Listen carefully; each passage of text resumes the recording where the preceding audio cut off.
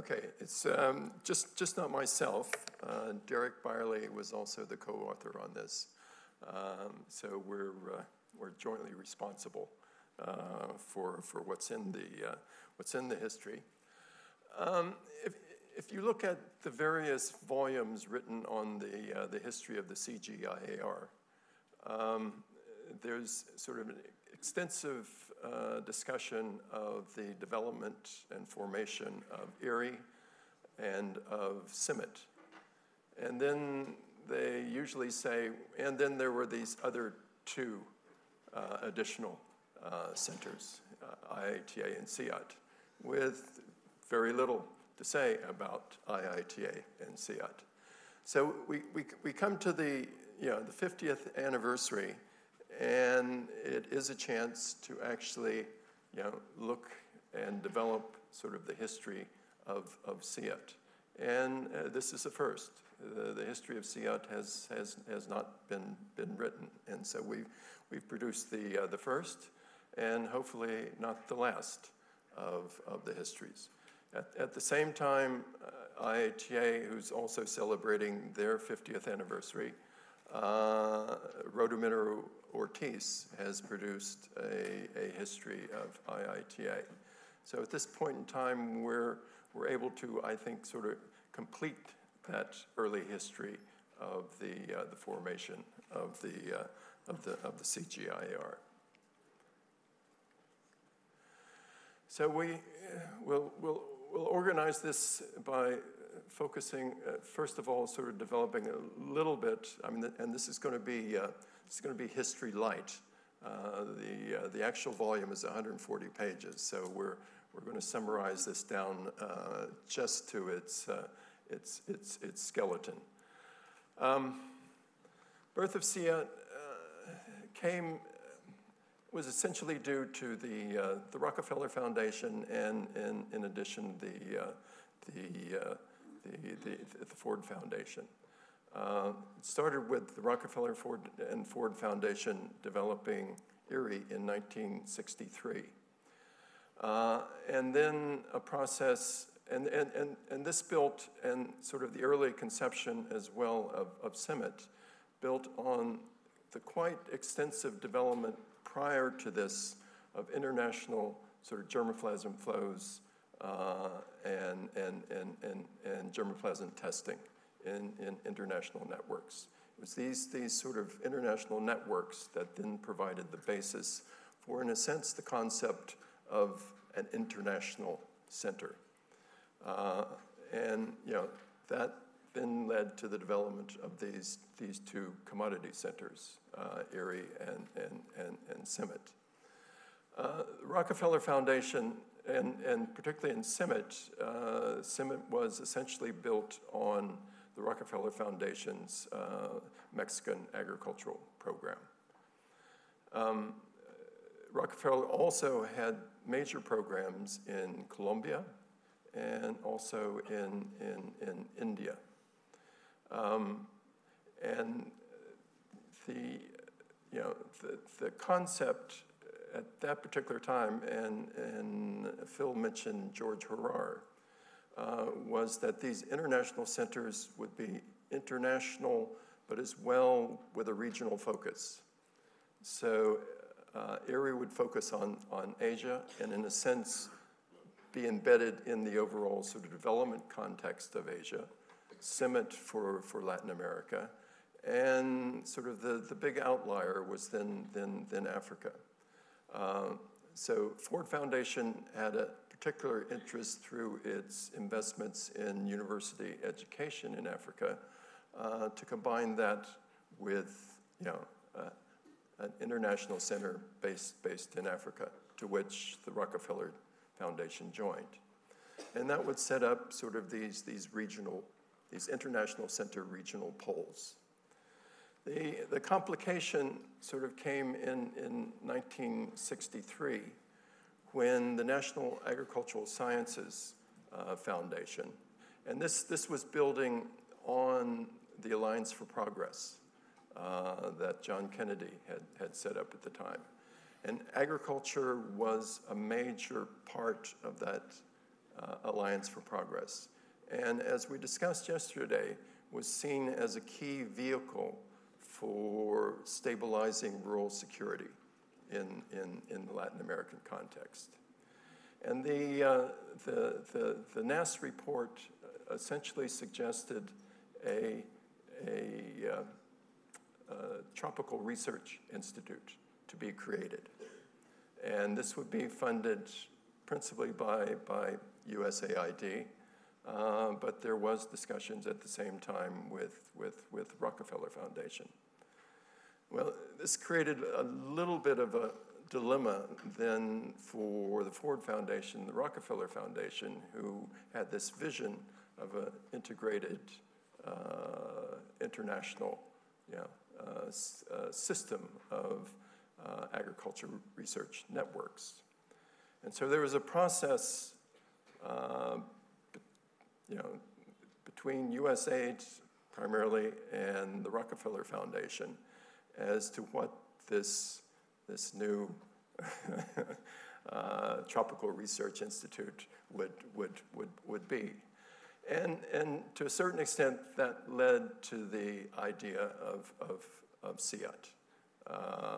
It was, in a sense, a reaction to the National Academy of Sciences proposal and the interactions between USAID and a high-level commission, and that high-level commission was chaired by George Herrar as to how this new entity would be developed. And that then sort of led to the Roberts-Hardin sort of proposal for CIAT. The Rockefeller Foundation sort of, in a sense, gained the upper ground, and CIAT was then, came into, vision as a center for research on Latin America, but particularly on the lowland tropics. So the development of IATA and CIMMYT were then, I would say, sort of harmonized into sort of a new vision of what one of these early international centers would be. And particularly, they moved away from the commodity focus to very much of a systems focus, a focus on production systems in the lowland tropics and how to increase the productivity of those systems. And these are essentially the design elements of the Roberts-Hardin Proposal. That was the basis then for both Ford Foundation and Rockefeller Foundation initial funding of CIAT. And you can see the focus on food security. Again, tropical Latin America was a net importer of food at that particular point in time. Brazil was a net importer of food at that particular point in time. So the focus was on food security and relatively high levels of malnutrition in Latin America, but with a particular focus on the agricultural frontier, and particularly the savannas of the agricultural frontier. This was seen as in a sense, the real potential for increasing food production and food security in the continent. And that would be based on a focus on production systems not including crops, but as well including livestock. And I think the other key part of this was then sort of building the capacity of the national programs, and that as well particularly included universities. So that over time, national capacities would begin to take on, in a sense, the research agendas as developed within the International Center, CIAT. I want to point out, and this was very evident yesterday in our discussions, the critical role played by the Colombian government, both in sort of the early development of an establishment of CIAT, its purchase of the land here for the station, It's also purchase of the land in Carimagua. But it continued to provide support to ICRAF virtually through its whole history. And a particularly important point in time was in 1993, when the budget really started to decline at a time when Gustavo Norris was trying to sort of restructure the program activities. And this created major sort of organizational sort of issues within the center. And the Colombian government came in with a 5-year convenio with support to quite a bit of quite substantial financial support to the institution. And that convenio, that 5-year convenio, was then repeated another 2 times. And again, yesterday you saw, in terms of Corpa IPCA, now committing funds to the development of the German Plaza Bank. So there's been a continual both institutional interaction, but as well financial support and institutional support to CIAT in its development. So I'm just going to focus on pulling out just sort of five themes, which I want to sort of go through, just as a really sort of a summary of the history of the institution. And we'll focus first on this integration of commodity and NRM research. This is run through the center, and I would say also pervades discussions at the level of the CGIAR, particularly with the expansion of the CGIAR in 1993 from essentially sort of commodity programs and ecoregional programs to include NRM centers. And how, particularly with the most recent reform in 2008, how then to sort of think about an intersection between those NRM programs and those commodity and ecoregional programs. But let's focus on CIAT. Sort of the initial sort of implementation of the Roberts-Hardin proposal, what we had was, in a sense, sort of a dominant model in terms of how to organize agriculture research. And that model was essentially the Green Revolution model, essentially based on commodities and essentially targeted to more favorable areas. There was, at the time, or at least in sort of my reading, no experience at all in terms of thinking out to organize agriculture research within a systems framework. And as well, at the same time, very little experience in terms of organizing breeding for rain-fed areas, unfavorable rain-fed areas. So a major issue then for sort of the Ulysses grant in the early stages of, well, how do we build and how do we design sort of around this initial template as provided by the Roberts-Hardin proposal.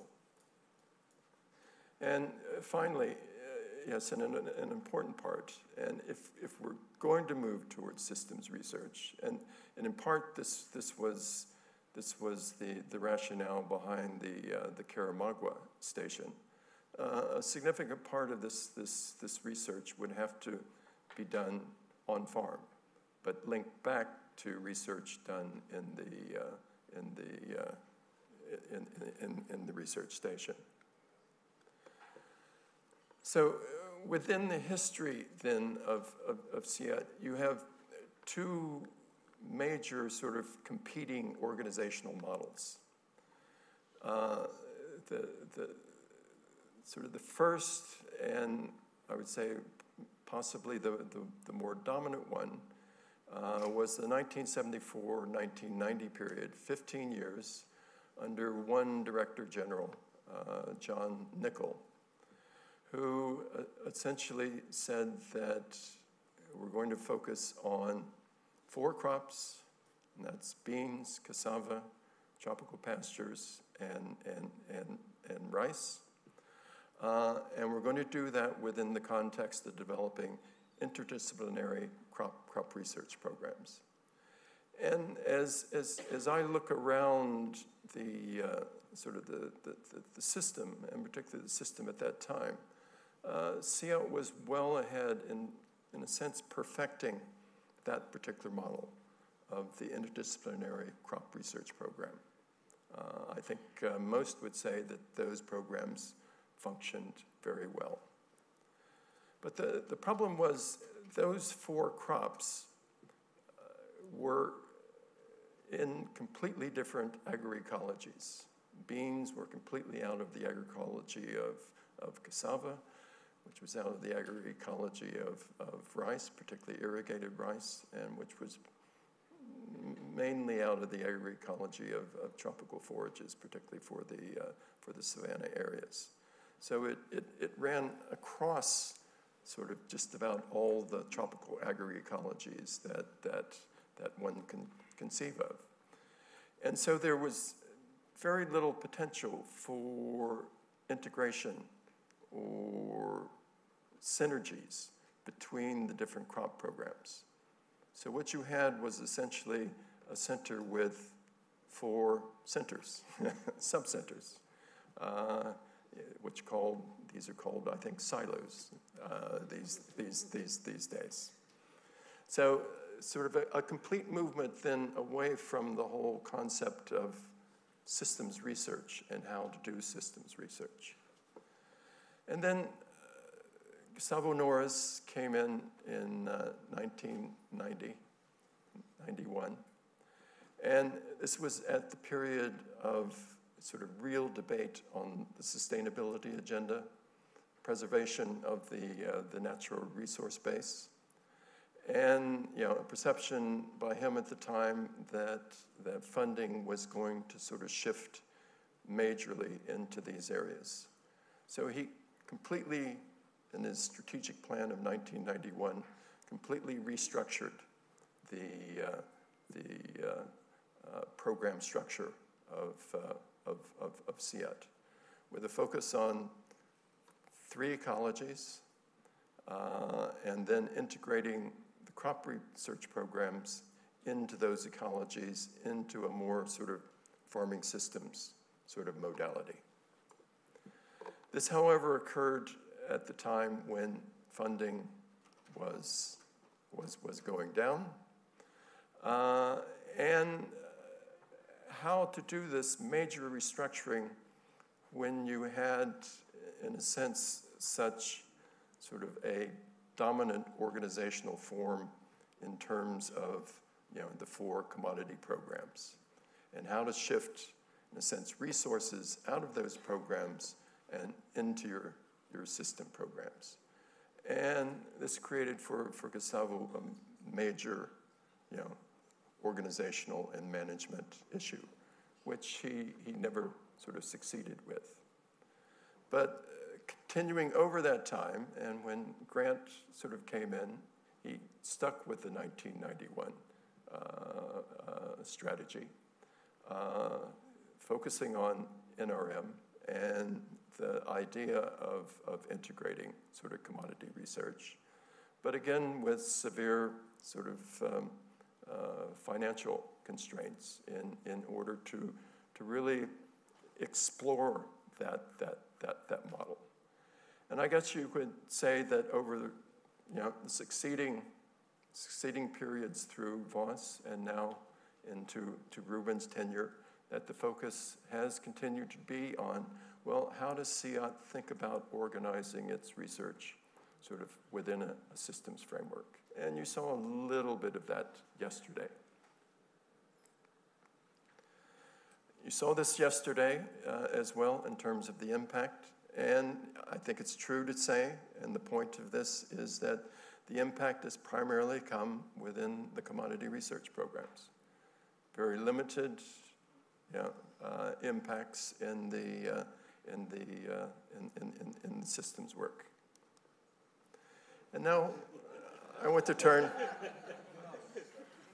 to a few reflections by a leader of one of those crop research programs.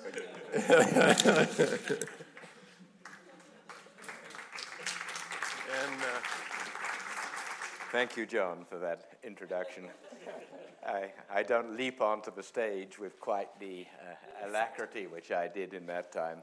Actually, that photograph was taken, and it's interesting from the point of view, I was actually with Omar Torrijos, the president of Panama, and that was just after the CIAT installations had been opened.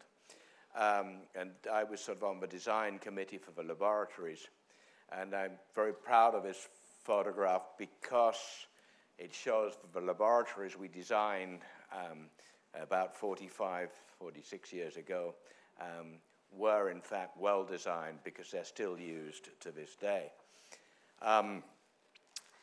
The commodity program approach, John asked me to say a few words about it. I'm actually not going to say whether we should be in the commodity programs or we should go for the other approach. I think what we should do instead is look at why they were successful. As John has said, they were very successful. Why they were successful, and if we can learn from the reasons why they were successful, how we can be successful in other areas. And I think there were some key points which came out of the whole development of the commodity program approach. First of all,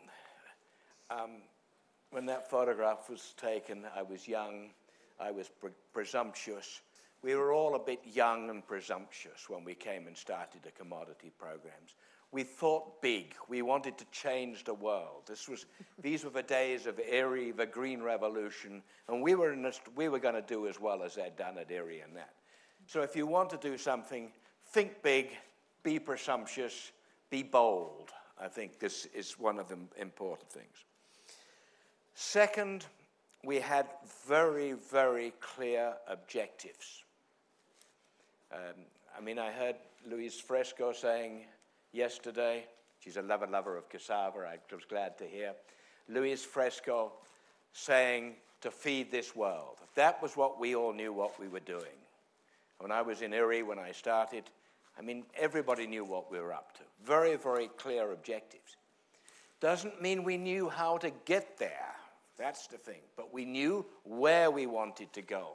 So that's one of the very important things, first of all, is to know where you want to go to.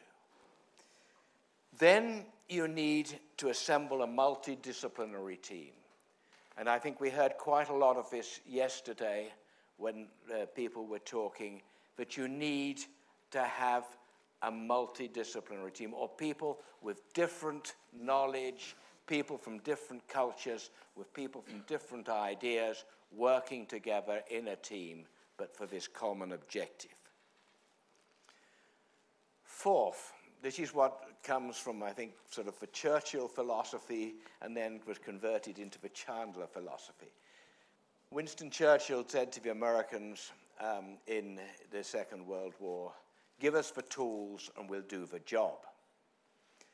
Chandler in Erie, who I had the good fortune to work with, was a very junior person, but his philosophy was totally, I was a postdoc there, and he would come around to the office and ask me if I'd got, or the lab or the field, have you got everything you need?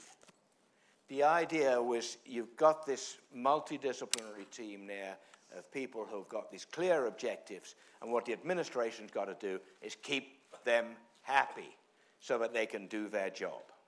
And I'm not mean just giving them everything. You've got to keep them happy. Scientists are a rough, funny lot of people.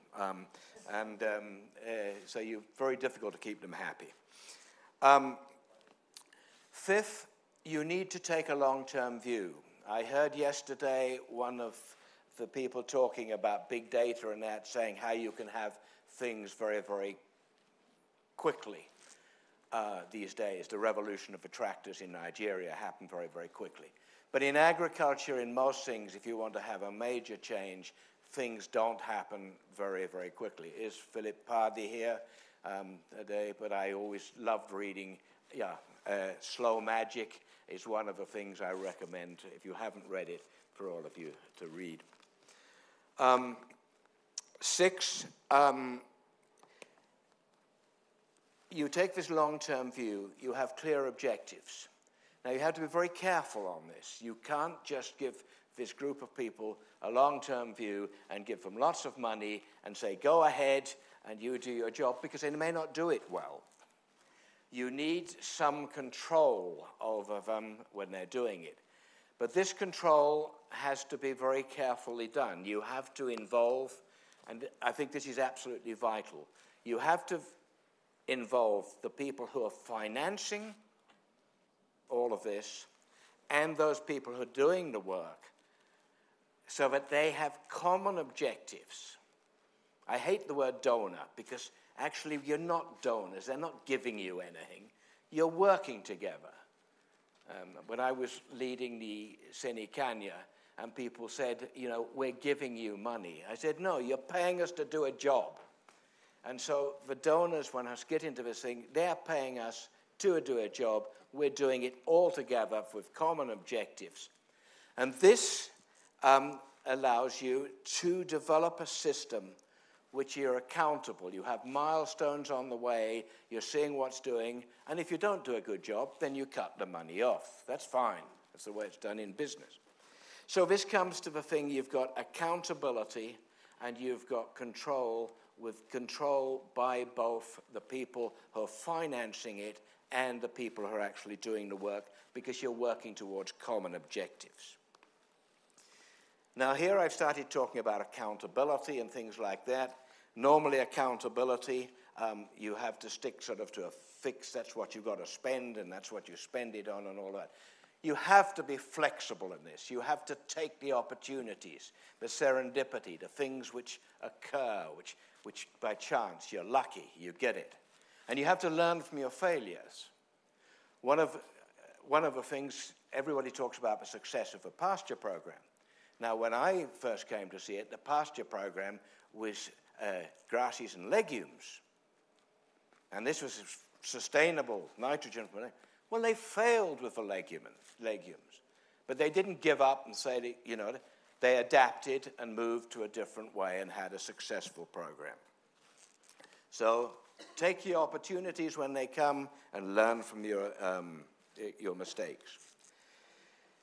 8th, have a very clear way of how what you're doing is finally going to have an impact. In the early days of CIAT, I can always remember standing up at annual review and Ed Pulver sitting at the back there. James, where's the impact? But you must always have that idea of working on how to get the impact. And finally, and probably most important, and Bernard Ray mentioned this in his presentation, we at CIAT here, we're only doing part of it. And we must work so that the partners we have, who are the people who are actually close to the rural communities, who are actually out there doing the things and making everything happen, but they have got everything that they need to do their job. If they need information, if they need training, if they need support. When IDRC originally supported the cassava program, 1/3 of the money went to national programs and training so that one could eventually have an impact. And Colin McClung, who was Deputy DG in CIAT when I came in, yep, okay. He said to me one time, he said, if you're going to have impact, what you've got to do is get your partners out in the countries to do their job as well. If they don't do their job, you have no chance. So one has to do everything to see the partners there. Thanks, John. I'm going to go on to the next theme. Frontier development in Latin America, which was a key part of the Roberts-Hardin. Frontier development was never 100% focus of CIAT. And in thinking about how that particular component sort of integrated into CIAT research, there were various balancing points. One was focus on the savanna or extension from the savanna into the tropical rainforest margins, and particularly rehabilitation of pastures in those areas. Also, sort of the llanos of Colombia and Venezuela versus what to do in the Brazilian Cerrado. And finally, difficulty, which I've said before, that the crop choice was only partly congruent with the frontier focus. And that was obviously primarily forages, but upland rice also came into that at a later stage, and particularly the role of upland rice as a sort of a crop introduction in order to then lead to the sowing of improved pastures. And I suppose it's in any writing of history, there's a what-if question. Could CIAT have just focused this research program on the Latin American frontier? And in hindsight, I would say that probably no, and particularly given sort of what happened in the Cerrado, where CIAT had some initial inputs in the development of that program, but with the expanding capacity in Embrapa sort of took the lead and ran with it, within the context of very high input subsidies, particularly for lime and fertilizer and infrastructure development, which then led to probably the major success in the savannas, which was the Brazilian Cerrado, and continues to this day. So it does raise the issue of sort of, how do we view, and it's a little bit back to James's point on, when do you think, you've invested enough and that the probability of impacts, are not going to be sufficient in order to justify increased investment. And this was a little bit of the issue in terms of sort of the limited or lagged impact of the work in tropical pastures, particularly in the llanos, and even more importantly in the pasture rehabilitation in the forest margins. And interestingly, it sort of now continues into discussions in Africa, and particularly with Borlaug's, I think, promotion of the success of the Cerrado, that this can be transferred to thinking about the Guinea savannas, the relatively underpopulated Guinea savannas of Africa, as another breadbasket for the world. So we're talking about Latin America as a breadbasket, for world security yesterday. What is the potential in the Guinea savannas of Africa? Well, it doesn't take into account, the full context of what were the factors that were responsible for the success. It wasn't just technology. In fact, technology was probably one of the more minor elements in that success. But, the African Development Bank, and you saw Akin Adesina yesterday, is making a major investment in the transformation of the African savanna. And, with the question of, does CIAT have a potential role sort of within that? And what would that role be? And does that return us, to a little bit more focus on the idea of research for frontier establishment? The other element, theme, rural poverty and the small farmer, and we also discussed that yesterday. This dates back to, it's true, as James said, that the original focus was of the CG and sort of the initial centers was on food security. But starting with McNamara's 1973 Nairobi speech, he tried to sort of shift that or add to that eradication of poverty. And he set out as a goal, which I think prefigured the SDGs, of eliminating poverty by 2000. Well, we never quite got to there, although what's happened in China sort of got us sort of a long way, sort of along that. At the same time, there was a lot of literature being generated on the second generational problems of the Green Revolution, particularly that the benefits were being directed to larger farmers with more resources and away from smaller farmers. And particularly, and again, we discussed this yesterday, within the context of Latin America, the issue of how you think about this problem within a very skewed distribution of land. And again, as Julio said, even today, 2/3 of the rural population, is under the poverty line. That was probably similar to when, we were operating back in the 1970s and 1980s. So there was then,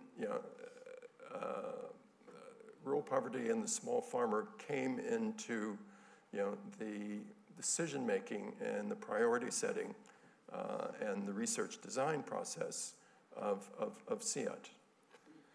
And it started with the Small Farming Systems Program, which was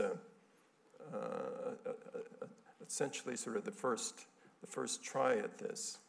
And the idea here, and it gets back to sort of the systems approach, was that this program would sit, in a sense, above the commodity programs as an integrator, drawing on the work of the commodity programs, but feeding them into much more of a small farmer systems focus.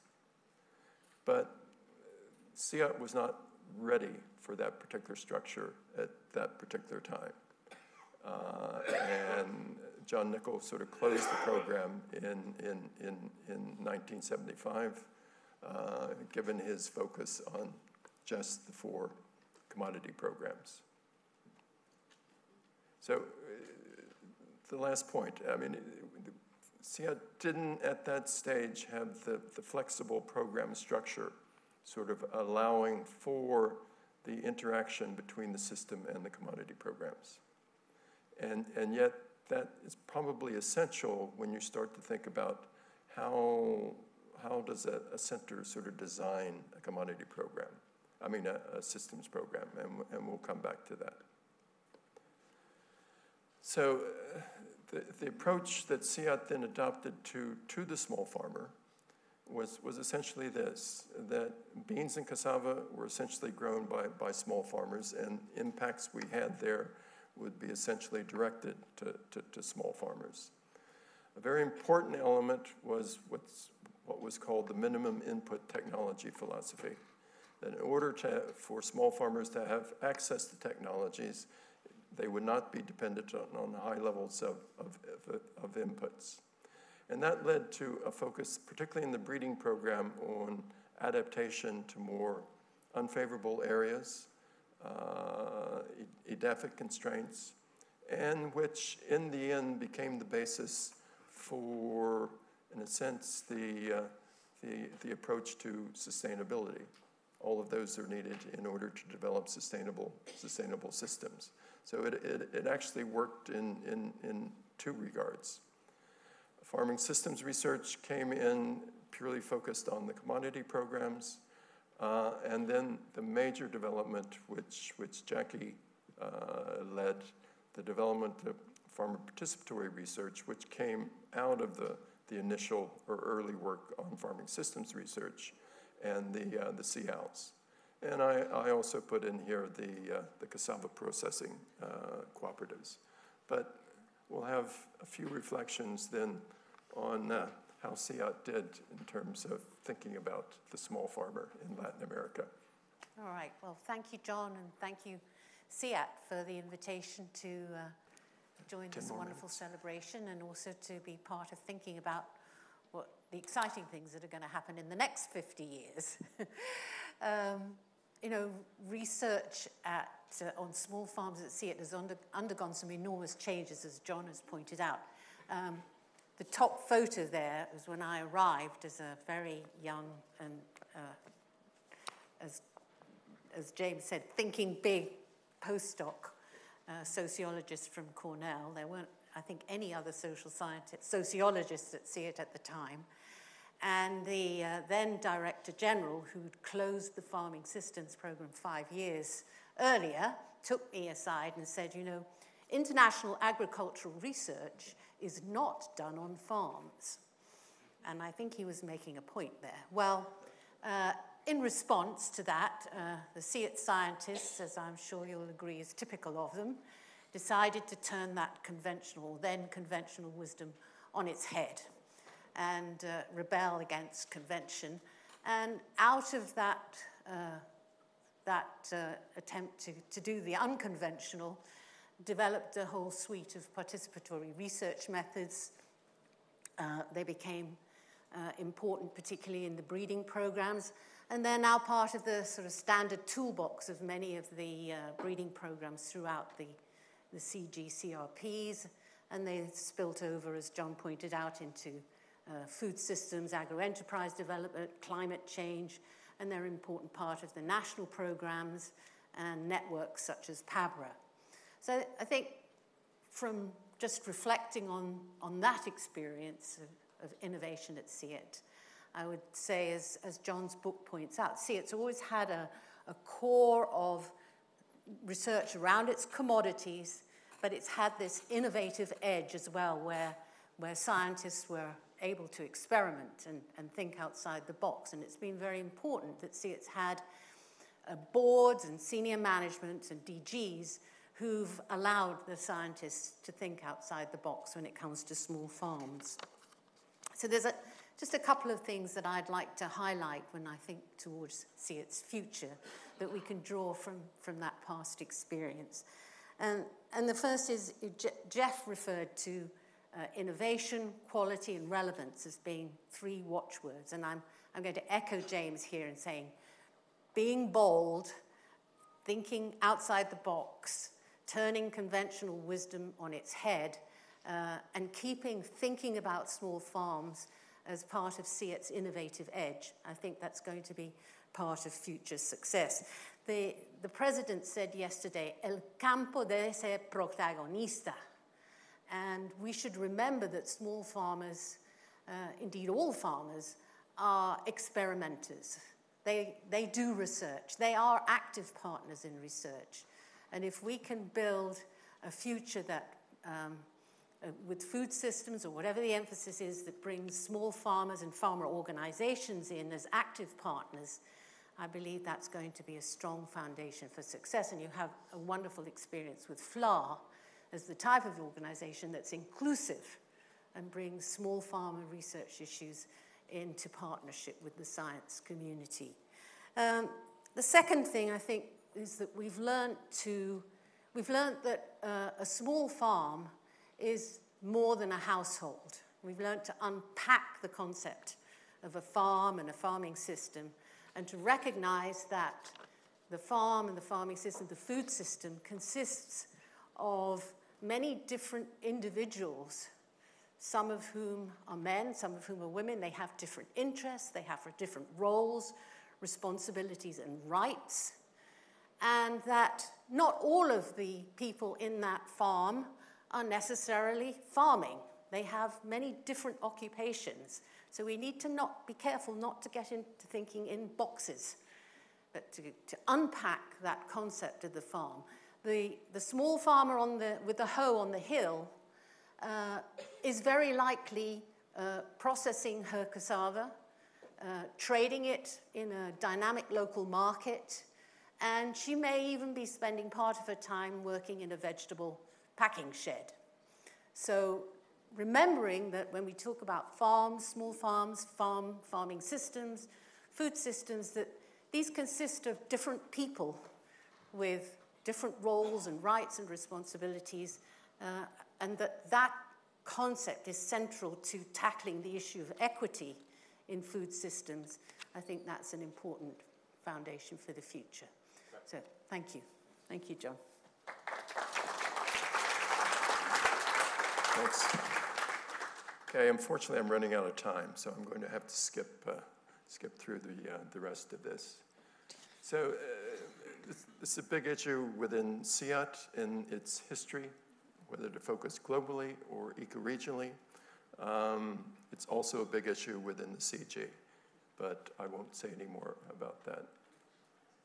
And let me finish on this last theme, that organizational flexibility and institutional change. And it also relates to the systems question. In many ways, CIAT is lucky in that it probably has the broadest, most flexible mandate. It came before the development of the CGIAR, and in a sense, the TAC sort of locking centers into particular mandates. So it's been able to reinterpret its mandate at various points, in its history. And there was one in EPMR, I think in 2000, which made the point that CIAT has probably undergone more programmatic change than any other center in the system. And Ruben referred to that yesterday. And that's due to a continuous reinterpretation of the mandate. Again, this mismatch of the selection of the commodities and the ecologies, which allowed a very broad focus in terms of where CIAT put its programs in the tropics. Programmatic adaptation to changing development agendas, and you can see this particularly in terms of big data, biotechnology, which feeds into the next point on early integration of the new science into programs. And I think John made that point yesterday in his remarks. But it is well at the same time, and CIAT went through some very difficult sort of restructuring due to fiscal downturns.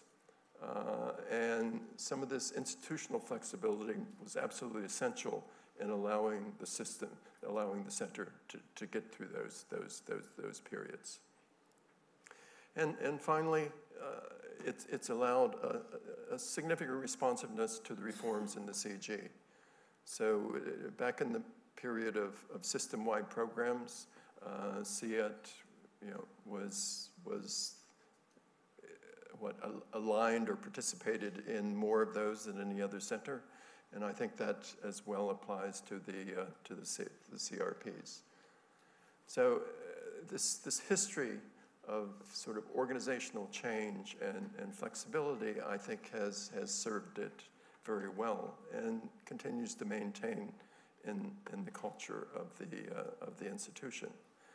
And I think as well, as you look across the history, you can see sort of an evolution of the research in a sense to higher system levels, starting with, in essence, the crop research programs at a very much of a plot scale, then moving to NRM and agroecologies, but looking at the farming system within those agroecologies, and then finally to eco-efficient production systems, which absolutely depend on a systems approach. And then with the discussion yesterday, well, where do we go in the future? And does that future, imply some movement into food systems? And that's the question for the future, and I guess the rest of the afternoon. And finally, thinking about just how, this continuous question of how to organize systems research.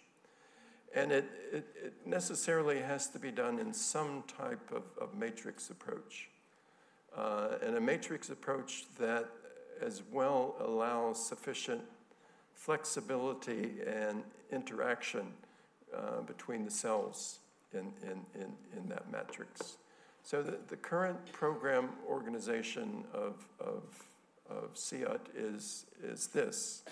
So we have 3 principal programs that sort of come out of the evolution of the research of the center: crop improvement still, soils and land productivity, and decision and policy analysis. Those are the research programs, and you saw some of those yesterday. But those are then applied to major problem areas, major, in a sense, global agendas: preserving ecosystem services, harvesting big data, climate-proofing agriculture, making food systems sustainable. All of those sort of require different components of those programs, but organized in a way that then meets the challenges of those particular themes. How to build then sort of the flexibility that allows sort of that integration across programs, or that flexibility of research across programs, is, I think, the major challenge in terms of how one thinks about systems research in these international centers. So we'll conclude. The Rockefeller Foundation, the Ford Foundation, when they set up CIAT and the other 4 centers 50 years ago, saw the centers sort of working themselves sort of out of a job. And primarily out of a job because they saw the centers, one of the center's major sort of objectives was building the capacity of the national agriculture research systems in order to do the work that they were doing. They were, in a sense, a stopgap. That vision sort of hasn't been realized, partly because of still weak national programs in one regard, and in the second regard, major changes in a sense, the research agenda going forward. And we, again, discussed some of that yesterday. So I would conclude by saying that the vision remains for CIAT. How do we explore sort of the new frontiers with, I would say, a very flexible, adaptable, and an internal culture that allows CIAT to sort of move forward into the future. So, thank you.